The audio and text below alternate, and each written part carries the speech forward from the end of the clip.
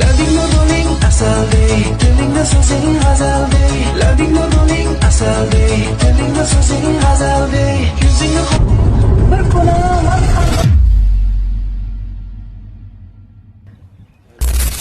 Assalomu alaykum hurmatli yurtdoshlar. Ijtimoiy tarmoqlarda Sanochga taxallus bilan tanilgan, asl ismi Sanobar Ahmedova bo'lgan fuqaro o'zining Instagramdagi sahifasiga avtomashina boshqaruvi davomida qo'l telefondan foydalangani aks etgan videoni joylagan. Ushbu holat Yo'l harakati xavfsizligi boshqarmasi xodimlari tomonidan tegishli tartibda o'rganildi. Bunga nisbatan O'zbekiston Respublikasi Ma'muriy javobgarlik to'g'risidagi kodeksning 128.1-moddasi bilan ma'muriy bayonnoma rasmiylashtirildi.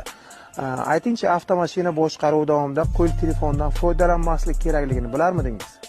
Bilardim. Endi boshqalarni ham shunaqa trend video olganini ko'rib, endi jarimaga tortilmasa kerak deb o'ylagandim. Mana avtomashina boshqaruvi davomida qo'l telefondan foydalanib, yo'l transport hodisasi sodir bo'lishi mumkin edi. O'zingiz yoki atrofdagilarning xavfsizligini o'ylamadingizmi? Yo'q, bu xayolimga kelmabdi. Nima xulosa chiqardingiz mana bugungi holatdan keyin? Xulosa shuki, boshqalarga ham rulda bo'lgan paytda qo'l telefondan foydalanmaslik kerakligini, video rasm olmaslik kerakligini maslahat berib qolaman.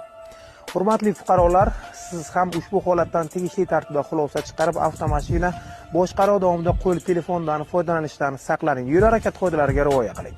Salomat bo'ling.